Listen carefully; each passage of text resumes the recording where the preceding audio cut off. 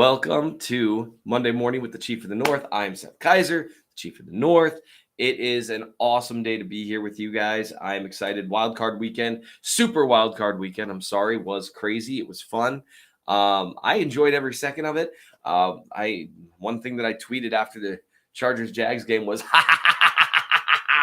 then gasping, choking, then you know, I don't even hate the Chargers, but it's just something, their commitment to the bit of chargering things, it's just funny. And I can't help myself. It was an awesome wild card weekend. I mean, obviously, you know all those things, but I feel like for sake of being a professional, I have to go over it. The Niners whooped the Seahawks. The Jaguars managed to come back against the Chargers. The Bills narrowly beat the Dolphins with some really poor mistakes by the Dolphins we'll talk about. The Giants broke the Vikings' heart. My good friends here in Minnesota are very upset. The Cowboys and Buccaneers play tonight, and the Bengals narrowly beat the Ravens, whose defense gives them all sorts of trouble. It's interesting to watch. You see the importance in that linebacker coverage personnel that the Ravens have. There's a lot to talk about, a lot to take away. As we do every week, I'm going to take about 8 to 10 minutes here to talk about some of the things that I think are important heading into this next week. Chiefs are going to be playing the Jags. We now know that as the Bengals, they'll travel to the Bills in a game that I think is going to be really interesting. That Jags team and that Chiefs team, they've obviously faced off once. The Chiefs beat them by 10 with relative ease earlier this year, but we all know the Jags are playing better football right now, and what happens, 2.5, 3 months ago in the NFL season is not dispositive for what happens now. So we're going to talk about all that and just a few things that kind of stood out to me with Wild Card Weekend and what stands out to me in the coming week when the Chiefs face Jacksonville on Saturday. Make sure to hit that like, subscribe button, do all the YouTube stuff. It means more than you think. And it means a lot more than you think in terms of supporting the work here. So make sure you do that because they do great work here. Well, and I do work here. Yeah, I'm not going to say I do great work, but I do work here. So first things first that I noticed with this wildcard weekend, super wildcard weekend, is how paramount coaching is. And I think a lot of people have been talking about that, but it really can't be understated enough how important your head coach is in terms of what happens in matchup specific games and situation specific games. Because once you're in the playoffs, honestly, all that aggregate information kind of flies out the window. And that's where this is, playoffs is the time where I really try to figure out how important, analytics and aggregate information is, because it's very important in terms of making informed decisions for roster building, fourth down decision making, things like that. Well, lots of things. It's basically just information, right? You want as much information as possible before making an informed decision. The thing about the playoffs for the NFL is that everything's a one-off game. It's just, one team against one team with one game plan, one matchup at left tackle and right defensive end. And so all that aggregate information becomes a little less important because it becomes one specific thing. And all of a sudden, noise becomes a much bigger deal. Just pure luck is a much bigger deal in the one game, one-off matchups, one individual play that in the aggregate might not mean much, but in the specific is almost as positive. And once the playoffs arrive, when you have that one-off game, and if you say, well, our process was good, but you lost, people don't really care that much. And that's just the reality of the NFL. And so the reason I bring all that up is because of the very specific things that you saw cost teams this weekend and coaching mistakes that I think were avoidable, that in specific moments just matter so much more than a lot of other things you'd see. Things like the Chargers play calling in the second half as the Jags were making kind of a furious comeback. The Chargers' refusal to try to do a few simple things to gain a few easy first downs, drain some clock. You almost saw a similarity to some of the tightening up to what happened with the Chiefs and the Bengals last year, or what you saw the Chiefs do during their 2019 run, where you saw teams tighten up as the Chiefs came back. It's such an interesting thing when you have a game that, you'll have to forgive me, I'm a little sick. You have a game that starts off as a blowout, and even just getting within a couple scores, you feel that shift. And that's where, like, in the aggregate, momentum, not real. At least there's nothing that we can see. In individual games, it seems to matter. Now, it's not this positive because the one team winning doesn't just mean it wins, but it does mean if something happens, if there's something that cuts off all that snowball, that avalanche, you have to be a team that's able to, okay, yep, the snowball stopped. They had a good play. They scored a touchdown. They kind of, okay, now let's get right back on the road again.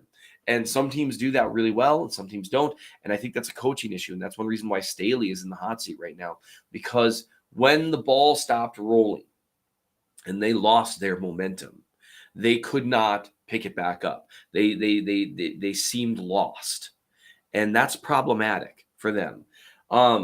And some of the play calling that you saw there, just the general control of the situation, that's a problem. And that's probably one reason why Staley's in the hot seat. I know Chiefs fans are worried about, who might end up there. Will Sean Payton be coaching Justin Herbert? That seems like an obvious place for him to go because he's had an elite quarterback while he's been in the league for years and years and years. He'd probably want to go somewhere with an elite quarterback. We'll see. But in the meantime, Staley looked in over his head in terms of dealing with situational football and handling the personality side and the human element of dealing with that type of game situation. And then on the flip side, you have some of just the pure math stuff with the Miami Dolphins, Mike McDaniels, who did a great job this year overall. Fantastic play caller, fantastic play designer.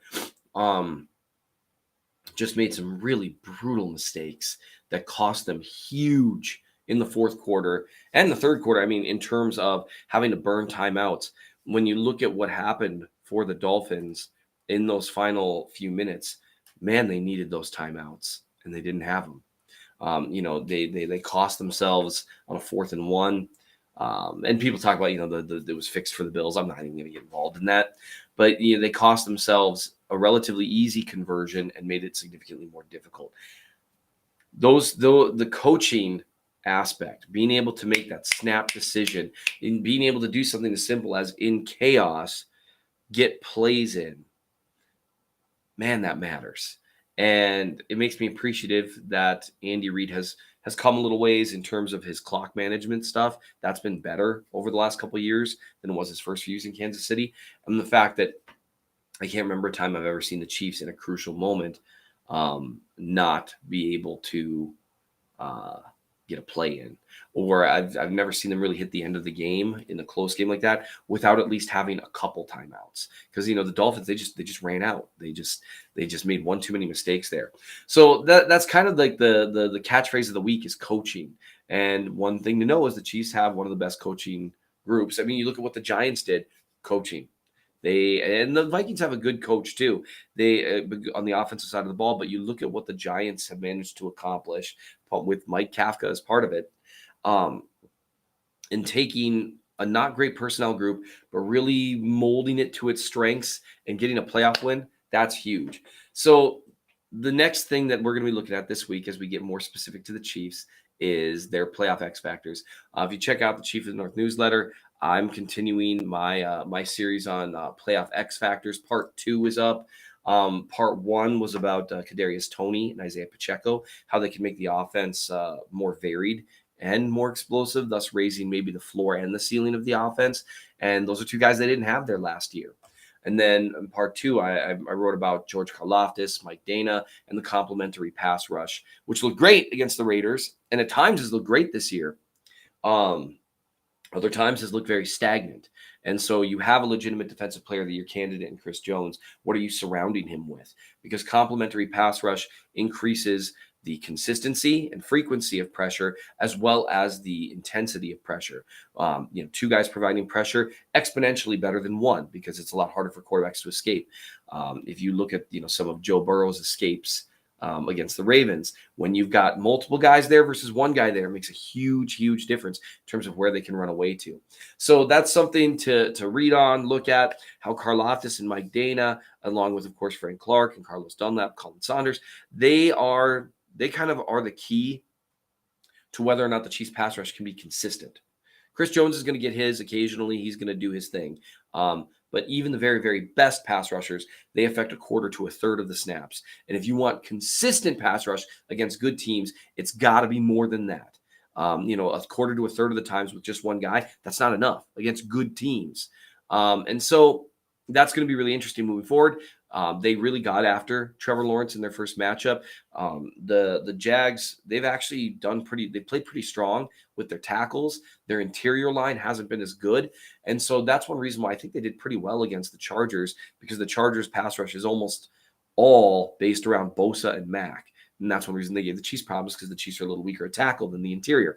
Kind of the reverse with the Jags. So it's going to be an interesting thing. That complementary pass rush is something to keep an eye on. I'm going to be writing a little more now also about avoidable mistakes, such as turnovers, which has been a huge thing for the Chiefs all season, and special teams. So that's what I plan on writing about this week. We are back to a week where there's going to be Chiefs football after a very relaxing and funny wildcard weekend. I can't wait to talk to you guys about it. We'll have the mailbag this Thursday. Keep an eye out for the tweet that I put out for mailbag questions.